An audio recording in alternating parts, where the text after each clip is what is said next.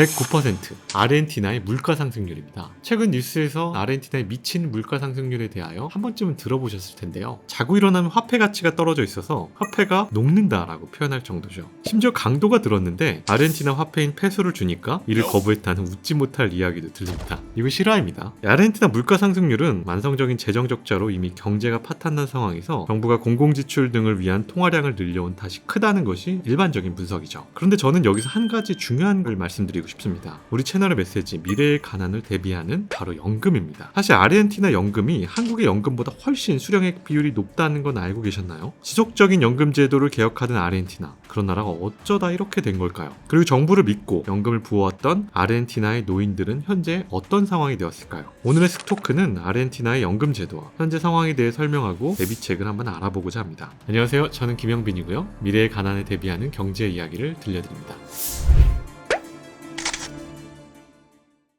현재 아르헨티나 정부는요, 인플레이션을 잡기 위해 상상도 못할 금리 인상을 단행하고 있습니다. 아르헨티나는 무려 97%의 금리를 인상했는데요. 일반적으로 금리 인상이 진행될 경우 돈의 순환을 조절하고 경제 활동을 억제하는 역할을 하며 물가 상승률이 떨어지는 경향이 있죠. 그러면 이렇게 생각할 수도 있죠. 금리가 올랐으니까 연금 수익도 많이 올랐을 수 있겠네. 혹은 어차피 물가 상승률과 비례해서 짜니까 괜찮은 거 아니야? 그러나 문제는 달랐습니다. 이미 올라도 너무 높은 물가 상승률로 인해 모두 물거품이 된 거죠. 최근 보도에 따르면 올해 아르헨티나 연금 수령자의 한 달 퇴직금, 연금 및 수당은 21% 정도 증가했다고 합니다. 와, 많이 오른 것 같죠? 아닙니다. 동시에 인플레이션은 약 110%를 기록했죠. 연금 수령자들에게는 실질 금액이 21% 증가했지만 물가는 110% 오른 겁니다. 예를 들어 시장에 바나나를 사러 가면 현금 다발로도 살 수 없게 되는 것입니다. 연금은 결국 아르헨티나의 화폐인 페소로 받기 때문에 인플레이션으로 인한 화폐 가치 하락으로 손해를 보는 상황이 발생하게 된 겁니다. 인플레이션으로 인한 화폐 가치 하락으로 페소의 가치가 달러에 비해 40%로 크게 하락하였고 연금 수령액은 인플레이션에 비례하여 증가하지 못했습니다. 이러한 문제로 인해 급여와 연금 수령액을 올려도 실질적인 개선이 제한적인 것입니다. 연금 수령자들은 연금액의 증가로 인한 생활 수준 상승보다 화폐 가치 하락으로 인한 가격 상승과 경제적 어려움을 겪고 있는 거죠. 연금만을 믿고 별도의 투자를 하지 않았던 아르헨티나 퇴직자들의 노후 생활은 은퇴 후 파라다이스를 꿈꿔왔던 것과 다르게 지옥 같은 가난을 버티며 하루하루를 보내고 있습니다.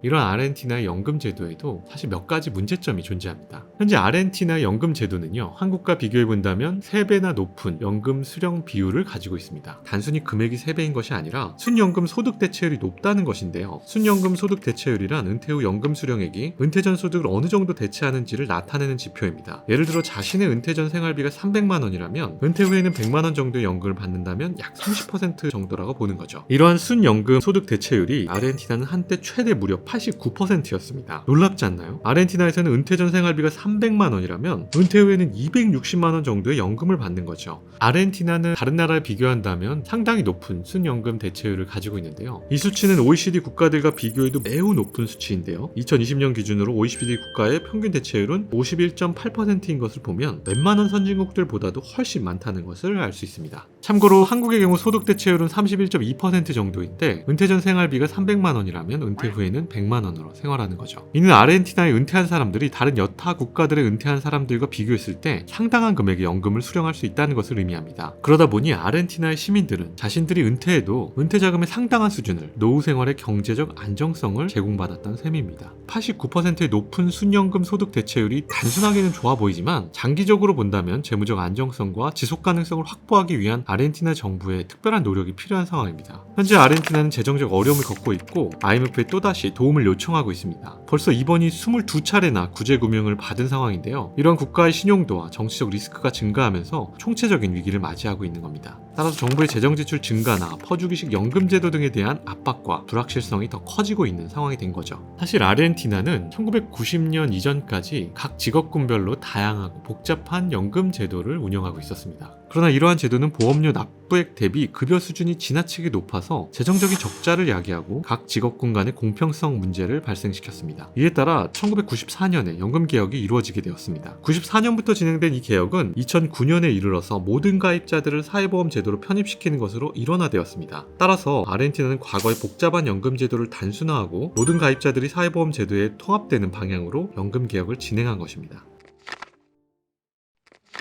그렇다면 과연 우리나라는 어떨까요? 최근에 국민연금은 역대 최저치인 마이너스 8.22%의 수익률을 기록하며 논란이 되었습니다. 이는 국민들에게 큰 실망과 우려를 안겨주었는데요. 특히 97년 IMF 위기 때는 14.41% 최고 실적을 기록한 것과 대조적인 상황입니다. 물론 국민연금의 경우 수익성이 세계 경제 움직임에 따른 변동성이 있었지만 이렇게 자금 수익성이 나쁜 와중에 국민연금관리공단 직원들에게 돌아가는 성과급이 50%로 상당히 높은 것으로 알려지면서 국민들의 불만이 더 커지고 있습니다. 그러다 보니 저출산과 고령화, 낮은 연금 수익률로 인해서 향후 본인들이 받을 연금 금액이 줄어들 것에 대해서 고민과 우려를 가지고 있죠. 그리고 이러한 우려는 추후 연금 수령 시 물가 상승률에 비례하는 수준의 연금을 받을 수 있을지 걱정도 상당히 커지고 있는 상황입니다. IMF를 겪었던 우리나라이기에 대한민국 역시 원화 가치 하락, 물가 지수의 변동성, 연금 지급의 하락 등과 같은 문제가 아르헨티나와 비슷하게 발생할 수 있을 것입니다. 우리가 아르헨티나를 보면서 마냥 남일이 아닌 우리의 미래에 동시에 발생할지도 모르는 것에 대해 한 번쯤은 걱정해야 하는 이유이기도 하죠. 또한 연금 제도 자체의 지속 가능성과 재정의 안정성도 고려해야 합니다. 우리나라는 아르헨티나와 비교한다면 경제는 아직 건강한 수준입니다. 하지만 우리는 미래를 계속해서 대비하고 준비해야 합니다. 미래의 가난을 예방하고 준비하기 위해서는 경제시장의 동향을 주시하고 경제 운영 원리를 잘 이해해야 합니다. 또한 국가의 경제 상황과 별개로 자신의 미래를 위한 투자 시장에 머무르면서 개인적인 준비를 해야 한다는 점을 말씀드리면서 오늘 영상을 마치겠습니다. 오늘의 영상이 좋았다면요, 구독과 좋아요 꼭 부탁드리고요. 앞으로도 유익한 글로벌 경제 이야기로 또다시 찾아뵙도록 하겠습니다. 감사합니다.